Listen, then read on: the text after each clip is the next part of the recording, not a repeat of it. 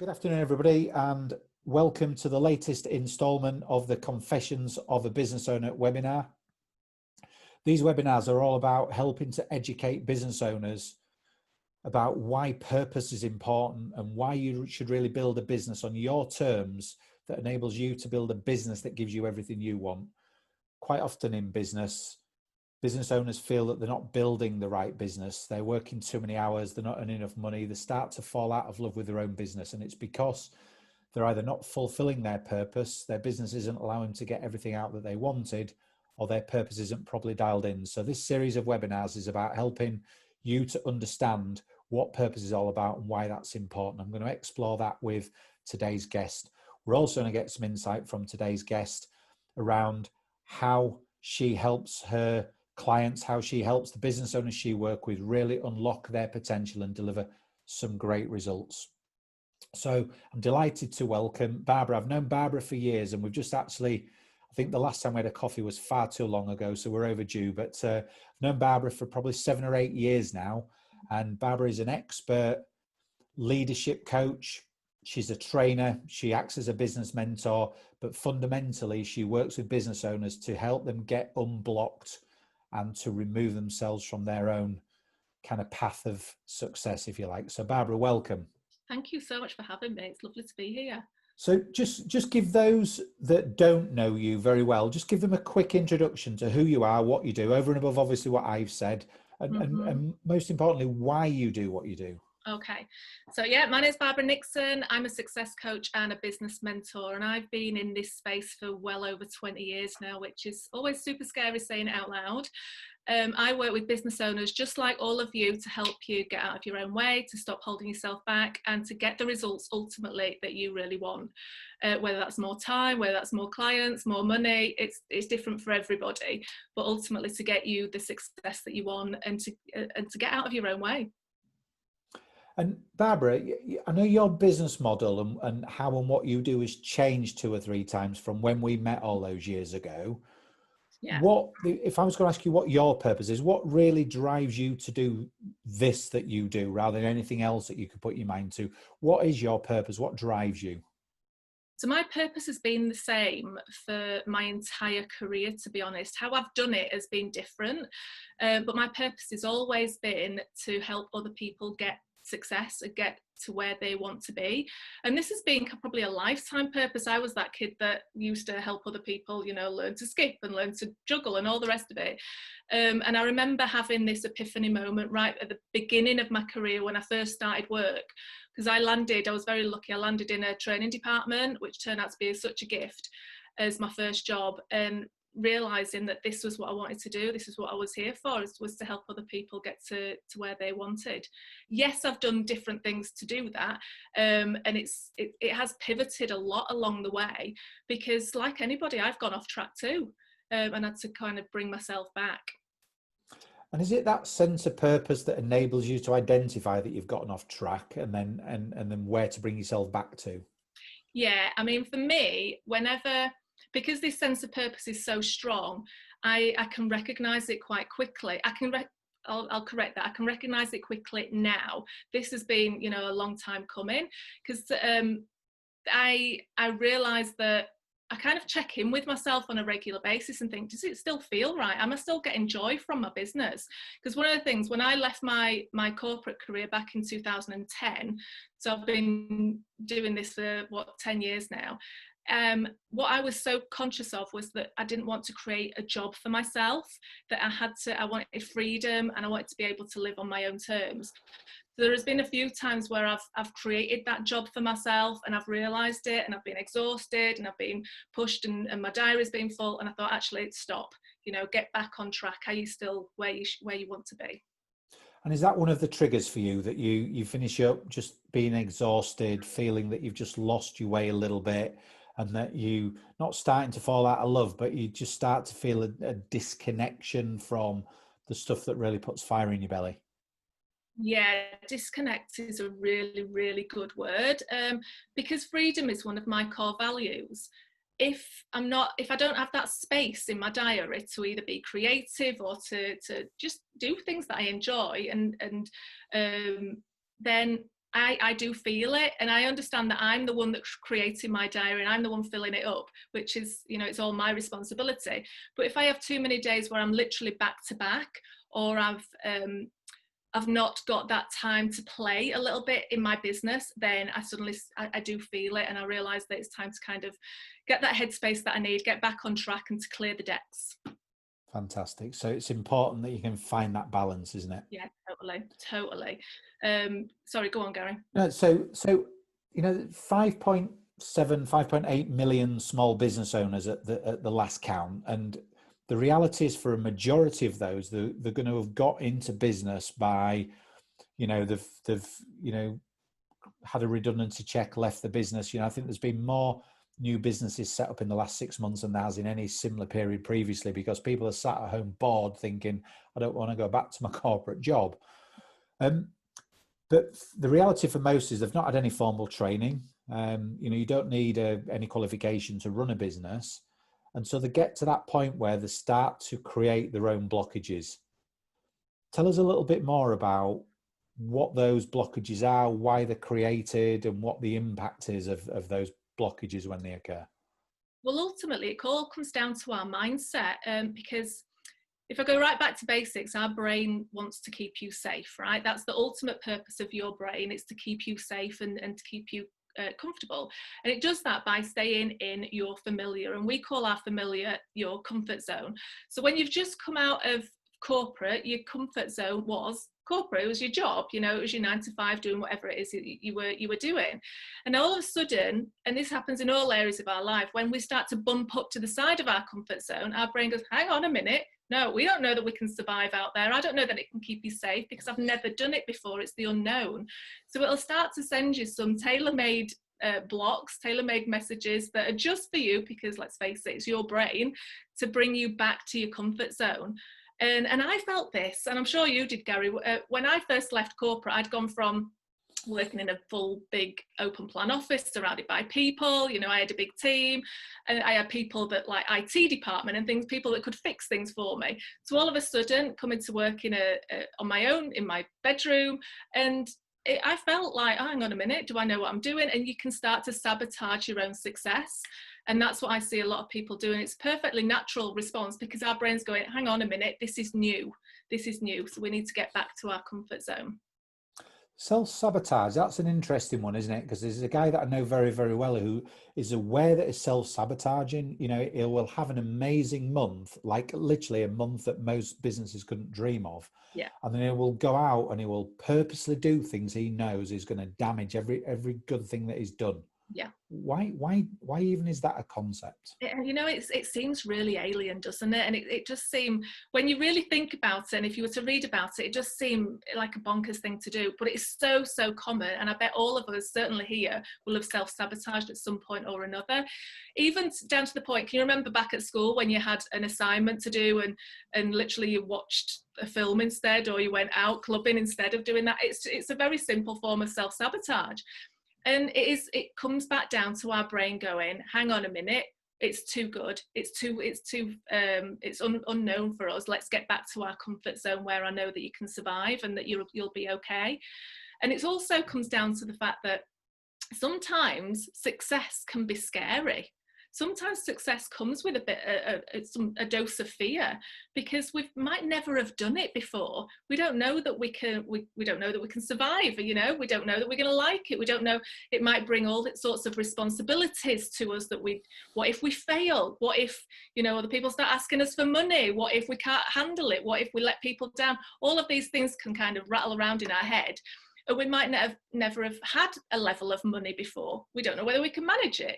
And so when we get that level of success, whatever that might be for any one of us, we can do something on a subconscious level to bring us back down to earth, if you like, with a bump. But just from my point of view, because you've got this, you know, however many millions of business owners out there, what you're not saying is that somebody that self-sabotages is any less likely or more likely to deliver great results than somebody who doesn't. Because I hear some people will self-sabotage, others don't. So it doesn't make you any more or less likely to deliver results, does it?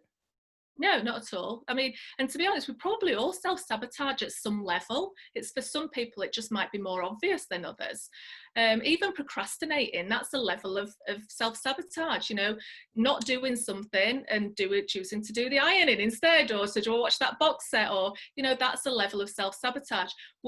Tweaking your website instead of phoning somebody up and following up a customer, that's a form of, you know, of resistance. So we all do it on some level. It's just we get to know about the ones that are a bit more extreme. And I guess the problem is, or the opportunity is, acknowledging that you're self-sabotaging and saying, do I want to do something about this? Because, you know, just seeing Phil put his thumb up there, you know, I often talk when I'm on stage about when I had my assignments to hand in for my master's degree, and I had 8 weeks to do the assignment, and I would literally mow the lawn every day, and I hated mowing the lawn. I'd find something that I hated doing just to justify not doing the thing that I was putting off, because I Mm-hmm. knew that I could put it off and I could cram it into the last 2 days and still pass. So is the issue that we need to acknowledge we're doing it and say, hey, I need to do something differently here if I want a better result? Yeah, if it's affecting you and you're not getting the results that you want, then absolutely it's time to do something about it. If it's not a problem, then, and you're quite happy with it, like I say, if it's not a problem, it's not a problem. But if it's starting to keep you stuck and keep you in the same place, then it is time to kind of unpick those blocks and just change your habits, because that's what it comes down to. It's just a habit that you've fallen into. And I know this, I'm going to use a phrase now that doesn't apply to everybody. Some people it probably they won't even recognize it, but this concept of imposter syndrome, I don't belong here, I don't deserve this. I know, Phil, you and I had a conversation. Phil, two years ago, you know, sold his business, a very successful business, and started to get into mentoring. And he said, I feel an imposter because I don't have the experience. So is it bigger than imposter syndrome, and that's just a label that we put on it, or does some suffer from that more than others? Yeah, some people do suffer from that more than others, and you're absolutely right. Imposter syndrome is where you feel like, literally, that you do feel like an imposter, that everything you've done might be luck, that you don't feel good enough, and you think you're going to get caught out any second. And for some people, they really do struggle with that, and for others it's not an issue at all, and they'll have blocks in other areas. And it is just another block that you need to spot. And I talk a lot, something that I say a lot is start spotting the blocks. And if our brain's not that creative, you know, it's always the same thing that pops up time and time again. And so if imposter syndrome is your block, then you'll notice it. Once you start spotting it, it comes into your conscious brain and you can start to do something about it. Okay, so we've talked about self-sabotage, we've mentioned imposter syndrome. What are the other kind of common blocks that some might recognize? Yeah, I mean, one of the most common one that I see is getting it's again connected with time management as well, is getting stuck on the small stuff in your business. So rather than doing the things that you know is going to move the needle in your business and things that are going to actually get you results, you get caught up with just doing the quick wins and the low hanging fruits, you know, that those 5-minute jobs that your to-do list is full of, that you're going to get that dopamine rush when you cross things off. But when you get to the end of the day, you think, actually, I've been really busy, I've done loads, but you've not actually got any results. You've not actually done anything to get that quantum leap that you're looking for. And again, it's what I call a hiding place. It's a safe place. You feel busy, you feel productive, but you're not actually doing anything to shift that needle. So it's an interesting one for me, because, you know, when you meet somebody, you know, I'm having a coffee with somebody this afternoon, and I'll say, you know, how are things with you? And they'll go, oh, mega busy. And the first thing I'll say is, are you busy or are you productive? Because busy and productive are two completely and utterly different things, aren't they? Totally. I always say busy doesn't equal productive. And we can all be busy. It doesn't take much to keep us all busy. And we could probably be busy for the next 6 months without even trying. But are you actually doing anything that's going to make you to actually get the results that you want? So if you write down what result you actually want in the next month and be really specific about what the result is, then what are you actually doing to get you there? And if you just looked back over your last week of to-do lists, And it's a really simple exercise. Look back and think, just circle everything and think, actually, have I actually done anything to get me to my result? And if not, then I can't be hacked off when I get, to the end of the month and I'm not there, because we've just not done anything. We've not created those small steps to get there. Yeah. There's a sports coach and business advisor called Simon Hartley that I'm sure you're aware of. Some of you might have heard of.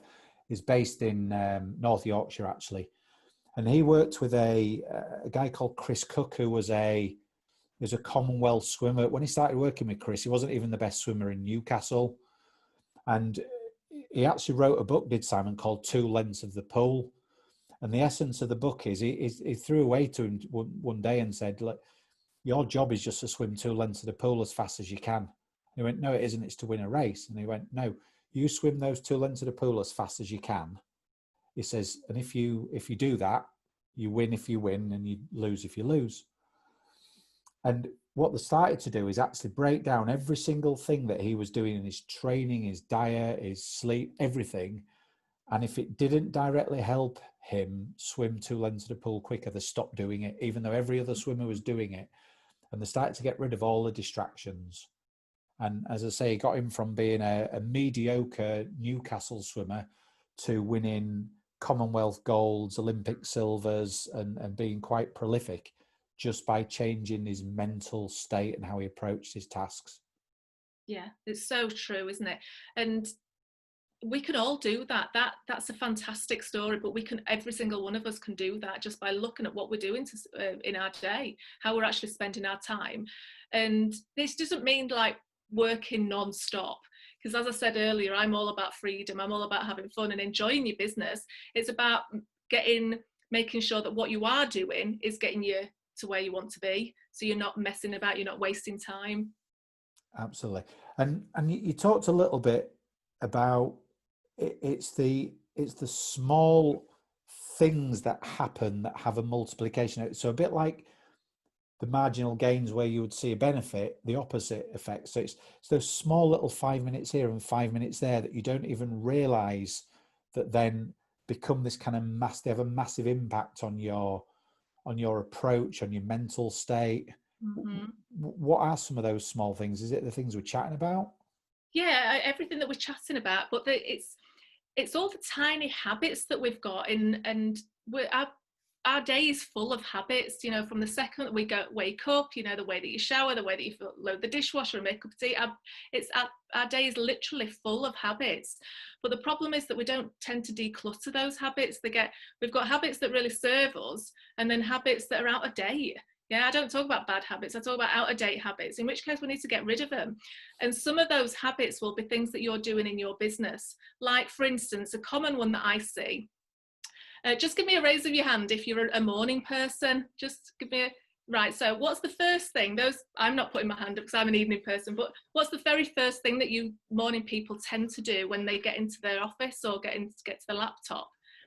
What would you think, Gary? What's the very first thing that you'd do? I turn my emails on. Right, there you go. So first thing, when your brain power is like switched on, you are super productive and you go straight to your emails, which is, it's just a habit. And yet you're probably not going to learn anything in those 5 minutes that you don't need to know later on in the day. Whereas you can really get into something and cross something meaty off your to-do list. And as somebody said there, make a list, which is fantastic. But it's looking at those teeny tiny things that we do throughout our day that just become a habit. That are they serving us? One thing that people say to me all the time, and I'm looking for my phone, is when you wake up, do you do this? And just grab your phone and you're kind of staring at your phone before you get up out of bed. Yeah. We've got some nods. And I know I went through a phase of doing that too. And then I realized that actually the world can wait until I get dressed. And that was a habit that wasn't serving me. And it had just become, something that I did. So I stopped doing it, just like what we can stop doing anything. But it's those teeny tiny things that make up our day that can really help us to start seeing the results that we really want. Yeah, and it's an interesting one, isn't it? Where people will say, I haven't got 2 hours a month to spend with a business coach or an advisor. I haven't got 2 hours a month. I'll go, right, how much time are you spending watching crap TV or on social media or people that will say, I haven't got time to go to the gym and exercise. All right, but you're sat on your backside watching crap TV all night, or you're spending, when your screen comes up and says you've spent an average of 5 hours and 19 minutes on your screen every day in the last week, well, there's your gym time, there's your work time, right? And it comes down to how much do you want it? Yeah. How much do you want it? Because we can all come up with excuses, and excuses are another way that we can hold ourselves back. You know, and I hear common excuses like you've just mentioned brilliantly, Gary. I haven't got time. I'm too busy. I'll do it tomorrow. I'll do it another day. I haven't got money. All of that sort of stuff.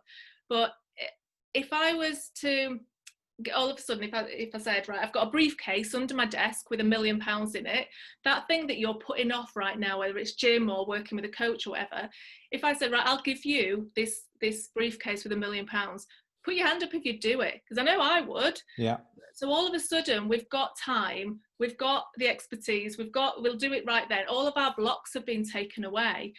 And often it's because we're not valuing the end result enough. We've not looked past the work, past the effort. So going to the gym, what is that going to give me? What is the result? Going to see, spending time with somebody like Gary, what is that going to give you? You know, what's the benefit to doing that? So it's looking past that and seeing what the worth is rather than the effort that it's going to cause. Yeah, and Phil's just said that absolutely. Somebody had mentioned to him recently, you wouldn't email the fire brigade if your house was burning down. No email is urgent. No, it isn't. It's just it is a habit that we've become, isn't it? You know, this 24/7. I'll respond to an email at 10 o'clock at night. What you're actually saying to that client is, it's okay for you to email me at 10 o'clock at night. Mm-hmm. And it's these little habits that we allow to creep in that put us in jail effectively. They encapsulate us, don't they? Completely, yeah. But they don't have to. We can do something about it. It's just about us being willing to declutter them and start to do something different instead. So Barbara, what are some of those things? So people that are watching this live, people that are watching this on replay, that recognize that they've got some issues and acknowledge that they want to do something about it, what are some of the things that can be done to start to change that mental state and start to get some time, energy and focus back? I think probably the first one is decide that this is what you want to do. Yeah, everything starts with a decision, everything starts with an intention, and just really be specific about what it is that you want. Because so often people say to me, oh, I want more clients, I want more money, I want, something new, I want something different, but they're not being really specific about what that goal is. So the first step is, once you've decided that this is something you want to do, set your goal for, even if it's just for a month, and be really specific about what results that you want to see. And then once you've got that, it makes everything so much easier, because you can hold yourself accountable to that. Because if it doesn't actually help you achieve that goal, and if it's not something you want to do, and it's not something you have to do, then it's a no. Right? So it helps you manage your time more effectively. It helps you be strategic with your week rather than be reactive. So now all of a sudden you're being proactive and you're on a mission. And the one thing that I love to say to people is our brains love a goal. It comes to life when it's got a goal. So literally when you put that flag in the sand and say, this is where we're heading, we're off and running. You're able to then get there much easier, because you're not second guessing yourself, you're not questioning yourself, you're not looking for answers everywhere or trying all the things. You're literally laser focused. And for me, that we've almost gone full circle here, because if you're clear on your purpose, it should articulate what some of those goals are. I mean, for me, there's 5 elements of purpose. One is, are you doing something that puts fire in your belly? The second one is, are you adding service and value? The third one is there an opportunity? But the fourth one is, what financial rewards do you want? So, and the fifth one, is what lifestyle do you want? So the amount of times I hear a business owner saying, I want to take X out of the business, but I'm taking X minus 20%. And then you actually look at their activity and they're proverbially mowing the lawn every day, or they're not doing the things that are going to get them X revenue every month. But they're okay to bemoan the fact they're not getting X, but then they blame everything else that gets in the way. And that for me is a defensive mechanism. You're blaming everybody but yourself. Yeah. Which tells you it's not your fault. Yeah, it's easy, isn't it, to blame other people or to blame other circumstances. And it's because it's uncomfortable and it's hard to do the work that we do with our clients, right, Gary? Because you're having to look at yourself, and you might not always like what you see, or you might have to own up and take ownership with what you're doing that needs tweaking. So yeah, it's always easy to blame other people, but I always think, actually, how much do you want it? How much do you actually want it? And again, this is another super small thing that we can do, is literally rate it out of 10. How much do you want the results that you've identified? If it's not 8, 9, 10, then there's another conversation that you need to be having, because why not? And it does come down to what you were saying, Gary, that it's got to put that fire in your belly. You've got to really want to do it. Because otherwise it's going to just feel like a job. It's going to feel like hard work. And then mowing the lawn is ultimately more attractive, isn't it? Yeah.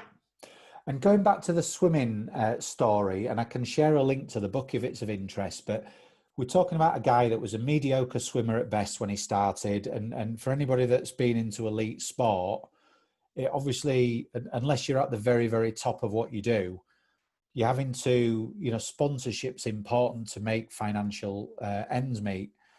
And he got approached by, I think, Adidas, that said, we will sponsor you to the tune of X a year if you wear our gear in the pool.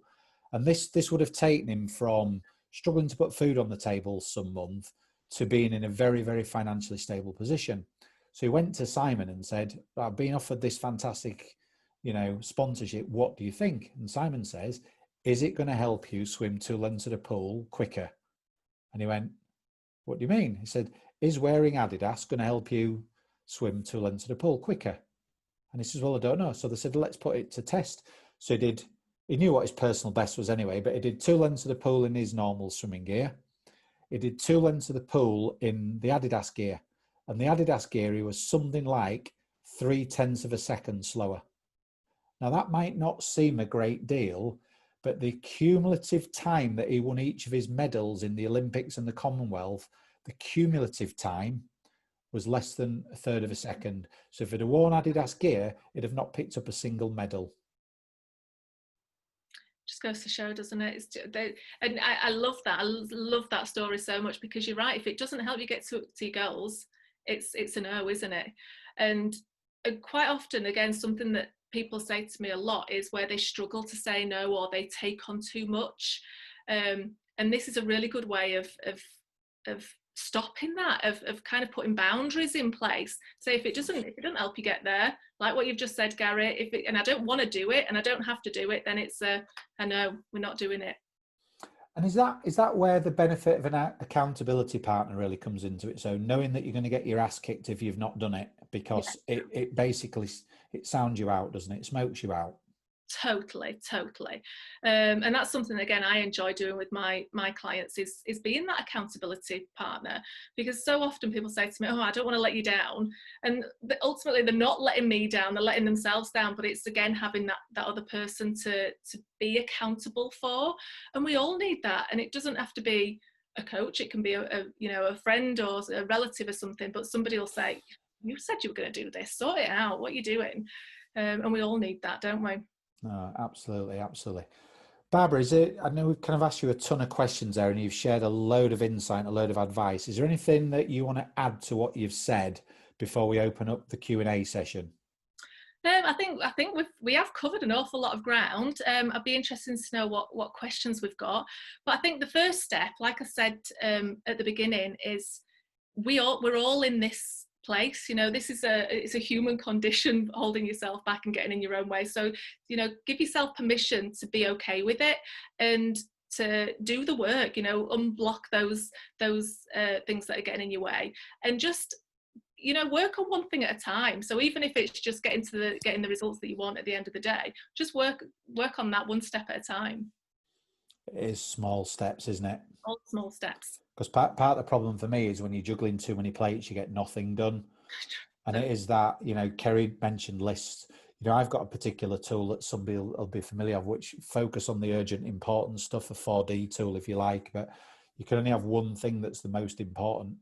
Do that, do it well, cross it off, move on. But it's juggling, ping email, ping social media. And I mean, one thing that, again, it's a rule that I followed right probably for the last 10 years, is the one big thing rule. Literally identify what it is that you need that will get you the results that you want that day. and just do that. If you do nothing else, that's the thing. So rather than, you know, checking emails or answering social media or getting lost in the black hole that is, you know, LinkedIn or Facebook, focus on that one big thing first, and then you can do whatever you want. But at least you know that you've made some headway to your results on that day. Fantastic. So in essence, what you're saying is make some small changes, acknowledge the issue and acknowledge the fact you want to do something about it. Make those small changes, get an accountability partner if you need, but we're in control of delivering the results if we can start to make the small changes we need to get that time, focus and energy back. Absolutely. Yeah. And it is all those small steps. Again, something I say is you don't climb a mountain in one leap. So don't expect to. You know, it's all these teeny tiny steps that all add up, but it's making sure that you're making the right steps. Yeah, well, again, I use Simon as a lot, and I probably should get Simon on here and do a webinar with him at some point. But I think he ran 100 miles in 24 hours a couple of years ago. He'd never run 100 miles. He's run marathons before and ultra marathons. And what he talks about is exactly that same metaphor. He says, I wasn't running 100 miles. I was running one step. And when I'd run that one step, I was running another step. And particularly when he was 20 hours in, it was pitch black. He needed a comfort break. He'd not eaten. He was sleep deprived. He wasn't looking at the next mile or two or three.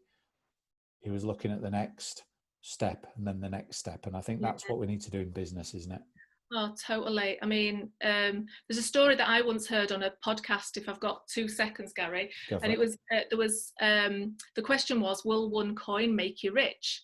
And the other person said, no, one coin doesn't make you rich. And so they said, well, I'll give you one coin and then another coin and another coin. And if you keep doing that, then at some point, that one coin will make you rich. Yeah.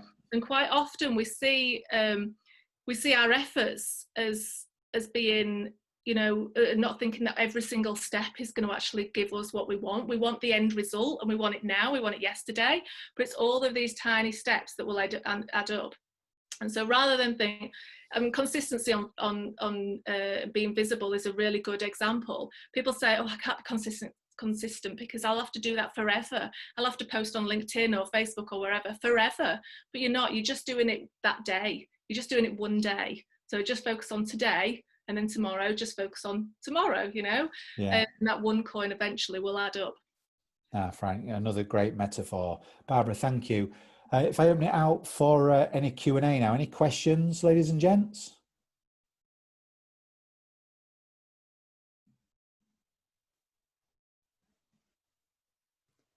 So, Jane, how can you address the challenges of people in your circle who actually don't support you? Are you talking your friends, or I'm presuming do you want to, are you all on mute? Yeah, Gary? let's unmute. Go on, Jane. That's the question. It's more family. Right, okay. So you don't really have too much control over that. But if you don't have the cheerleaders, how do you get the cheerleaders elsewhere? Yeah, so definitely get some cheerleaders, because we can't control what your family's going to say or your friends are going to say, and we don't want to, you know, get rid of them. So it's about you getting those cheerleaders from elsewhere, and the world is full of them, right? You've got, just look at the group that you've got in front of you today, or other people that I think are in the trenches with you. So other business owners that really understand. So things like LinkedIn groups, Facebook groups, networking groups, you know, even create your own. I know Julie just waved there, so you've got one already there right next to you. So it's about, yeah, creating your own cheerleaders, especially if you've not got those in your direct circle. Fantastic, great question, Jane. Any more questions, please? No, you've either done an amazing job of explaining everything, Barbara, or stunned into silence. Okay, well, look, if there's no more questions, we can leave it there. So, Barbara, I will share a copy of this webinar to all those that registered today. So those that have joined us this afternoon and those that couldn't join us. So where is the best place for people to contact you should they want to have a chat with you, ask you any questions beyond today's session? LinkedIn would be perfect. So if you're on LinkedIn, come and find me. Right. So if I give everybody a link through to how they can find you on that platform, that would be perfect. Yes, brilliant. Thank you. Fantastic. Well, Barbara, thanks again for joining us. I know it's something that every business owner struggles with. Some choose to acknowledge it and some choose to ignore it. Phil said there, love Barbara's enthusiasm and sunny outlook. Absolutely. Thank you from Ian, from Kerry. Barbara, that's one of the reasons I wanted you on here. You've always got a smile on your face. You epitomise people that have benefited from what you deliver. And for me, understanding what drives you and helping others understand what should be driving them and why it's important to really dial that purpose in is fundamentally what these webinars are about. So thanks again for your time, your input, your insight. Thanks to everybody for joining us and for the questions and the feedback. The next webinar we have is in 2 weeks' time. I mentioned Phil earlier, who'd sold his business a couple of years ago. So Phil, give us a wave. And Phil's going to be talking about getting prepared for sale, because at the time of sale, Phil wasn't really looking to sell. He was more acquisitive than looking to be acquired. But luckily, Phil over time had actually built up and got his business into a place where it was saleable. So he's going to share some of the key things that you should be looking to put in place as a business owner should you be looking to exit at some point in the future, ideally with a couple of quid in your pocket. So that's on Monday the 21st of September at 2 o'clock, and it's getting prepared for sale. Details will be out over the next couple of days. So thanks again, everybody.